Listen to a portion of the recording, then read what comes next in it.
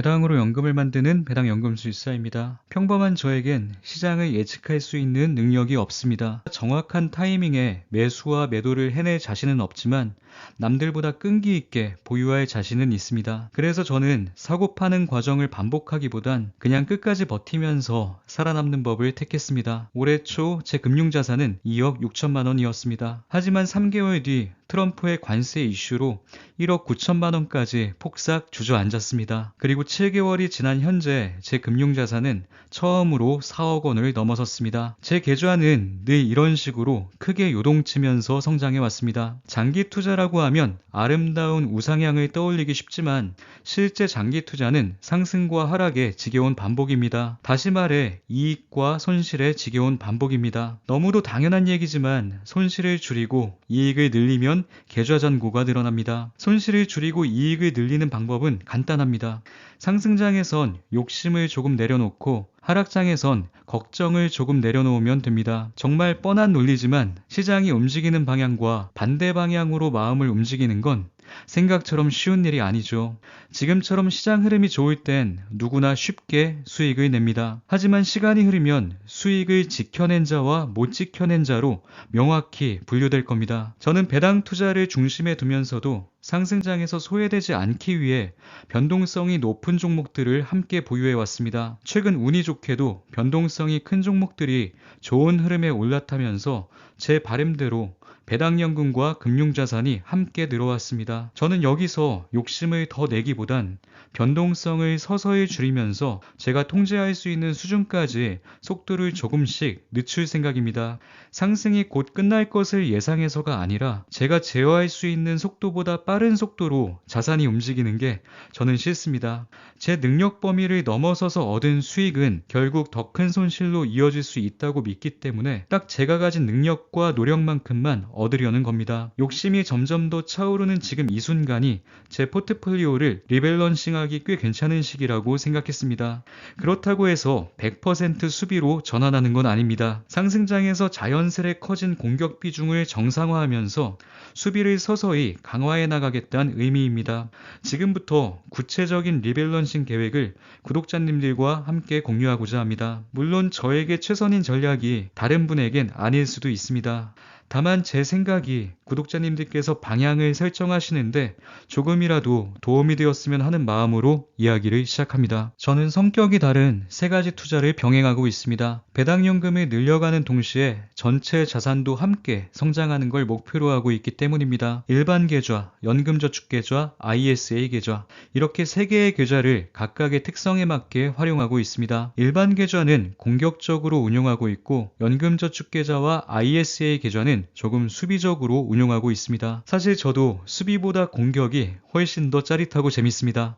하지만 투자의 세계에선 10번의 큰 성공이 있어도 단 한 번의 큰 실패면 그냥 실패로 끝나버리기 때문에 저는 의도적으로 수비에 더 신경을 쓰는 편입니다. 일단 끝까지 살아남는 게 성공 투자의 전제 조건이기 때문에 재미없는 수비 전략에 대한 이야기부터 시작해보려 합니다. 먼저 연금저축 계좌입니다. 저는 연금저축 계좌를 두 개로 나눠서 투자를 진행하고 있습니다. 기본이 되는 제1계좌는 미국 배당 다우존스라는 배당 성장 ETF 중심으로 모아가고 있습니다.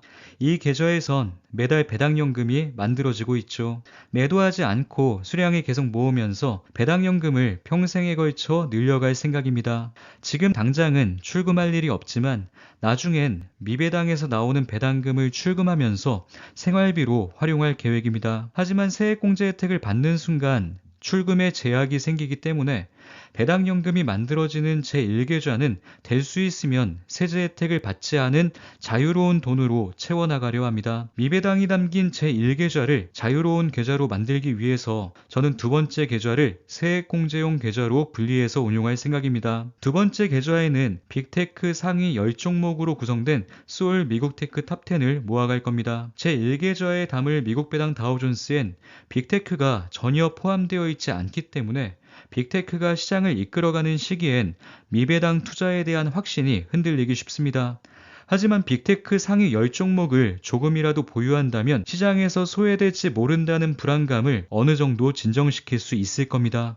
하지만 제 연금저축계좌의 중심은 빅테크가 아닌 미배당입니다. 미배당으로 배당연금을 꾸준히 늘려가면서 빅테크로 계좌 잔고를 함께 늘려가 볼 생각입니다. 연금저축계좌엔 연 최대 1,800만 원까지만 투입할 수 있습니다. 테크탑10에 연 600만 원을 채워 99만 원 혹은 79만 2천 원의 세액공제 혜택을 받으면서 나머지 1,200만 원은 미배당으로 채워가려 합니다. 앞서 말씀드렸듯이 미배당에서 만들어지는 배당연금을 보다 자유롭게 출금하기 위해 세액공제 한도인 연 600만 원까지만 투자하지 않고 최대 한도인 1,800만 원까지 투입하는 걸 목표로 열심히 모으고 아껴서 투자할 겁니다. 외국납부 세액공제 방식 개편으로 절세계좌에서의 해외 배당 ETF 투자 매력이 줄어든 건 사실이지만 그럼에도 활용할 가치는 여전히 존재한다고 생각합니다. 이해를 돕기 위해 미국 배당 다우존스 중심으로 투자 중인 제 계좌를 직접 보여드리겠습니다. 솔미당과 타미당뿐만 아니라 환해지 상품인 솔미당 H도 함께 보유하고 있습니다. 환율 예측에 불필요한 에너지를 쏟고 싶지 않아서 저는 환해지 상품도 일부 보유하고 있습니다. 환율이 오르면 환노출 상품을 가지고 있어서 좋고 환율이 떨어지면 환해지 상품을 조금이라도 보유해서 그나마 다행이란 생각이 들 겁니다. 저는 개인적으로 수익률 극대화보단 어떤 상황이 찾아와도 심리적으로 무너지지 않는 걸 더 선호합니다. 미배당에 총 4,700만 원 정도를 투자했는데 현재 평가액은 5,300만 원 정도입니다. 그리고 여기에서 매달 14만 원 정도의 배당연금이 만들어지고 있습니다. 일단 미국 배당 다우존스로 1억 원을 채워볼 생각입니다. 보수적으로 잡아 연 3% 배당 수익률로 계산하면 1억 투자로 월 25만 원 정도의 배당연금이 만들어지게 됩니다. 연금저축계좌는 연납입 한도 제한이 있기 때문에 의미 있는 규모의 배당연금을 만들어가기 위해 미배당뿐만 아니라 SCHD도 함께 모아갈 계획입니다. 세제 혜택 면에서 유리한 미배당을 우선적으로 모아가되 연납입 한도를 넘어서는 순간이 혹시라도 오게 된다면 그땐 일반 계좌에서 SCHD까지 모아가려 합니다. 두 번째 연금저축계좌는 올해 처음 개설했기 때문에 아직 솔테크 탑10이 250만 원 정도만 담겨 있습니다. 지금처럼 과열 국면에 접어든 시장에선 조급함을 버리고 테크탑10을 서서히 늘려가려 합니다. 지금은 미배당과 SCHD의 인기가 식어있는 상태지만 이럴 때가 수량을 확보하기 좋은 시기라는 생각으로 열심히 모아두려 합니다. 그게 언제일진 모르지만 추세가 바뀌는 시기는 반드시 찾아옵니다. 작년 국내 시장이 수익률 꼴찌였을 땐 국장 탈출은 지능순이라며 떠났던 투자자들이 코스피가 4,000을 넘어서자 다시 돌아오고 있습니다. 인기가 식었을 때가 가장 좋은 매수 기회라는 사실을 꼭 기억해야만 합니다. 다음으로 ISA 계좌에 관한 이야기입니다. 제 ISA 계좌는 커버드콜 ETF 두 종목이 큰 비중으로 담겨 있습니다. 연금저축계좌는 매도하지 않고 수량을 계속 늘려가는 것을 목표로 운용하고 있지만 ISA 계좌는 상황에 따라 종목을 교체해 나갈 생각입니다. 2년 정도 보유했던 타미당 2호를 매도하고 최근엔 S&P 500과 나스닥 100을 기초자산으로 하는 커버드콜 ETF 두 종목을 새롭게 매수했습니다. 그리고 여기에 나스닥 100의 2배 레버리지 ETF를 추가했습니다. 요약하자면 ISA 계좌는 화면에 보이는 바와 같이 커버드콜 ETF와 레버리지 ETF 조합으로 구성했습니다. 최근에 업로드한 커버드콜 영상 2개와 레버리지 ETF 영상에 자세한 이야기가 담겨 있으니 참고하시면 좋을 것 같습니다. 연금저축계좌는 레버리지 ETF 투자가 불가능합니다. 하지만 ISA 계좌에선 국내에 상장한 2배 레버리지 ETF까지는 투자할 수 있습니다. 제가 매수한 커버드콜 두 종목은 연 분배율이 무려 15%나 됩니다. 많은 분배금을 지급하는 대신 주가는 하방 압력을 크게 받습니다. 그래서 저는 딱 8천만 원 정도까지만 커버드콜 ETF를 활용할 생각입니다. 그 이상을 투자하진 않을 겁니다. 8천만 원을 상한으로 정해놓은 이유는 연 15%의 분배율로 월 100만 원의 현금 흐름을 만들 수 있는 금액이기 때문입니다. 커버드콜 ETF로 일정 수준의 현금 흐름을 확보해 두면 심리적인 안정감을 얻을 수 있습니다. 하지만 포트폴리오에서 커버드콜 ETF 비중이 너무 커지면 자산이 성장할 힘을 잃어버리게 됩니다. 수비가 중요하긴 하지만 그렇다고 해서 수비만 하면 결국 지거나 비기거나 둘 중 하나의 결과로 이어지게 될 가능성이 큽니다. 길게 봤을 땐 결코 안정적인 투자라고 할 수 없습니다. 없습니다. 그래서 비중이 중요합니다. 제가 커버드콜 ETF를 보유하고 있다고 하면 댓글로 화부터 내시는 분들이 있습니다. 그분들이 걱정해 주시는 것과는 달리 커버드콜 ETF를 일부 보유하면서도 제 전체 계좌는 문제없이 잘 성장해 왔습니다. 저는 개별 종목을 따로따로 평가하지 않고 보유하고 있는 여러 종목이 어우러져서 만드는 시너지를 중요하게 생각합니다. 효율을 위해 매수하는 종목도 있고 효율이 조금 떨어져도 심리적 안정을 위해 매수하는 종목도 있습니다. 투자자마다 성향이 모두 다르고 상황도 모두 다르기 때문에 맞다 틀리다를 논하는 것 자체가 어쩌면 자기중심적 사고일 수 있습니다. 현재 저는 커버드콜 ETF를 6천만 원 정도 보유하고 있고 조만간 2천만 원 정도를 추가로 매수할 예정입니다. 월 100만 원씩 현금 흐름이 생겨나게 만든 후 분배금으로 나스닥 100 레버리지 ETF를 모아갈 예정입니다. ISA 계좌는 3년마다 해지하고 연금저축계좌로 이전하고 그리고 재개설하는 게 일종의 공식처럼 알려져 있지만 저는 개설하고 4년 6개월이 지난 현재까지 아직 해지하지 않고 계속 운용하고 있습니다. 저도 처음엔 3년 후에 해지해야겠다는 생각으로 시작했는데 막상 ISA 계좌를 3년 이상 활용해보니 계속 가져가는 것도 나쁘지 않겠다는 생각이 들었습니다. 어떤 선택이든 장단점이 있기 때문에 남들이 뭐라 하든 그냥 내가 하고 싶은 대로 하는 게 곧 정답입니다. 저는 ISA 계좌에 국내 개별 종목도 하나 담아봤었습니다. 일반 계좌에서도 비과세인 국내 종목을 ISA 계좌에 왜 담아? 라고 생각하시는 분들도 있겠지만 나름대로 생각이 있었습니다. ISA에 매수한 국내 개별 종목이 하락해서 손실이 날 경우 손실분 만큼 다른 종목에서 난 수익이 과세되지 않아서 좋고 만약 수익이 나서 평가액이 늘어난다면 납입한도 제한이 있는 ISA 계좌에서 더 큰 금액을 굴릴 수 있어서 좋다고 생각했습니다. 국내 종목을 800만 원 정도 매수했는데 운이 좋게도 수익이 났고 계좌 잔고가 늘어났습니다. 납입한도 제한으로 더 이상 추가 매수가 어려울 때 이 종목을 현금처럼 활용할 선택지가 생겨난 겁니다. 정리해보겠습니다. 제 다음 목표는 연금저축계좌에서 배당연금 월 25만 원, ISA 계좌에서 배당연금 월 100만 원 이렇게 매달 125만 원의 현금 흐름을 만들어내는 것입니다. 상승장이 끝나고 하락장이 찾아와도 연 1,500만 원을 투입할 수 있는 구조가 만들어지는 것이죠. 여기에 제 월급의 일부까지 투입하게 된다면 하락장을 기회로 활용할 수 있습니다. 물론 상승이 계속 이어지면 훨씬 더 좋겠지만 안 좋은 상황이 펼쳐져도 무너지지 않도록 조금씩 대비해 두는 겁니다. ISA 계좌에서 만들어진 100만 원의 배당연금은 시간이 지나도 성장하지 못한다는 가정으로 계획을 세워두고 있습니다. 하락장에서 커버드콜 ETF의 주가가 하락하면 그에 따라 분배금도 감소할 가능성이 존재합니다. 하지만 연금저축계좌에 담긴 미배당에서 만들어진 배당연금은 연평균 10% 수준으로 성장해 나갈 것을 기대하고 있습니다. 7년마다 2배씩 성장해 나가는 것이죠. 따라서 초기 배당연금을 늘리기 위해 커버드콜 ETF를 일부 활용하고 있긴 하지만 장기적으로 본다면 커버드콜보다 미배당을 늘려가는 게 더 나은 선택인 건 분명합니다.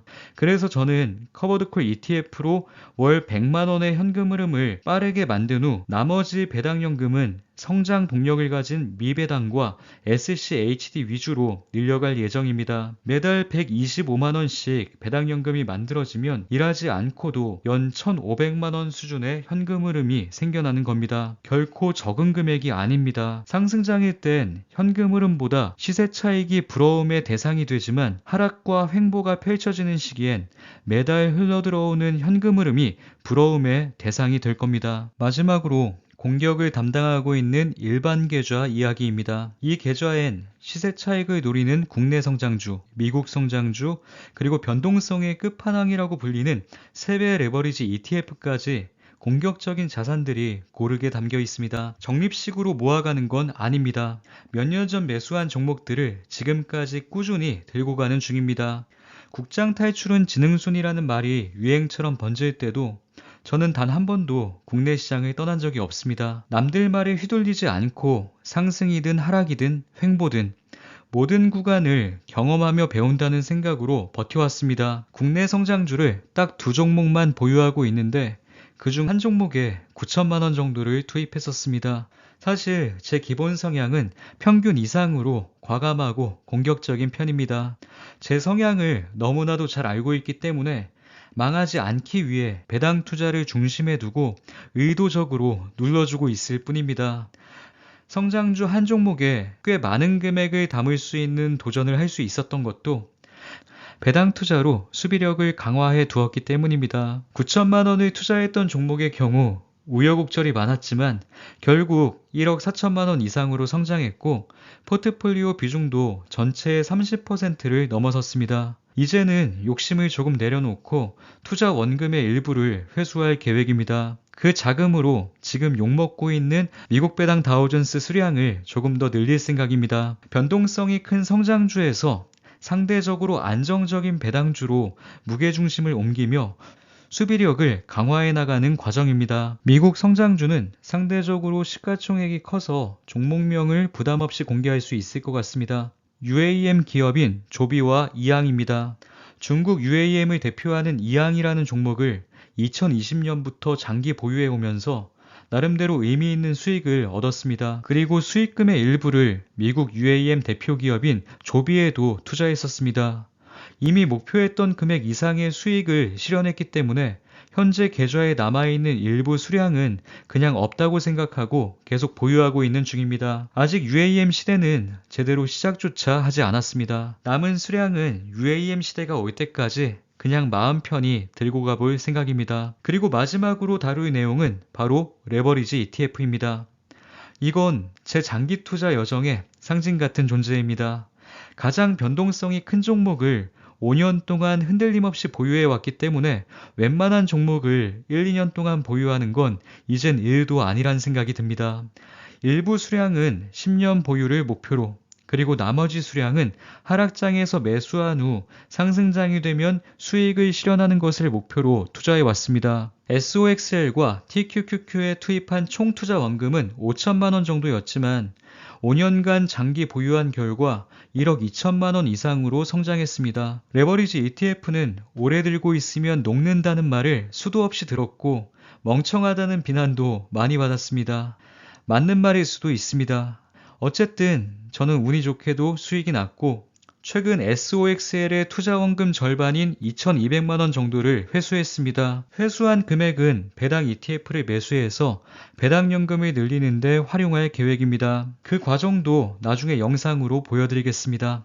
이제 SOXL과 TQQQ 합산 1억 정도의 평가액이 남아 있습니다. 앞으로도 이 금액은 끝없이 요동치면서 늘어나고 줄어들고를 반복할 겁니다. 하지만 수량은 변하지 않습니다. 그래서 저는 수익 실현을 하면서 XOX의 남은 수량을 딱 1000주로 맞춰놨습니다. XOX의 1000주는 죽이 되든 밥이 되든 5년 더 보유해 볼 생각입니다. 물론 레버리지 ETF 투자가 실패로 끝날 가능성은 충분히 존재합니다. 하지만 연금저축 계좌와 ISA 계좌에서 만들어지고 있는 배당연금은 계속해서 커질 것이기 때문에 큰 걱정은 없습니다. 남들 말에 흔들리지 않고 그냥 소신껏 제 갈 길을 갈 생각입니다. 이 영상을 시청하시는 구독자님들께서도 제 이야기에 흔들리지 마시고 소신껏 판단하셔서 자신만의 맞춤 포트폴리오를 구성하시길 바랍니다. 최대한 간단히 정리하고 마치겠습니다. 제 연금저축계좌는 미배당 중심입니다. 하지만 미국 테크 탑10을 일정 부분 함께 보유하며 미배당의 단점을 보완할 겁니다. 미배당에 1억을 담아 연금저축계좌에서 월 25만원 이상의 현금 흐름이 창출되는 구조를 만들 생각입니다. 연금저축계좌의 납입한도 제한 때문에 일반 계좌에서의 SCHD 투자도 병행해야 할 것 같습니다. ISA 계좌에서는 커버드콜 ETF로 월 100만원의 현금 흐름을 확보할 겁니다. 월 100만원의 현금 흐름은 나스닥 100 레버리지 ETF 투자에 활용합니다. 이렇게 두 계좌를 합산하면 매달 125만원이 넘는 안정적인 현금 흐름이 만들어집니다. 시간이 지날수록 현금 흐름은 점점 더 커질 겁니다. 일반 계좌는 성장하는 자산을 장기 보유하는 공간입니다. 국내 성장주와 미국 성장주, 그리고 레버리지 ETF를 꾸준히 장기 보유할 겁니다. 과열 시기엔 굳이 매수를 진행하지 않다가 하락장이 찾아오면 적극적으로 매수할 생각입니다. 배당연금 중심으로 수비를 강화하면서 상승장에서도 소외되지 않는 균형 잡힌 포트폴리오를 운영해 보려 합니다. 앞으로도 배당연금과 자산성장 두 가지 목표를 함께 이루어갈 계획입니다. 올해가 지나가기 전 앞으로 포트폴리오를 어떻게 구성해 나갈 것인지를 다시 한번 점검해 보셨으면 합니다. 이번 영상도 우리 구독자님들께 조금이나마 도움이 되었길 바랍니다. 긴 영상 끝까지 시청해 주셔서 감사합니다.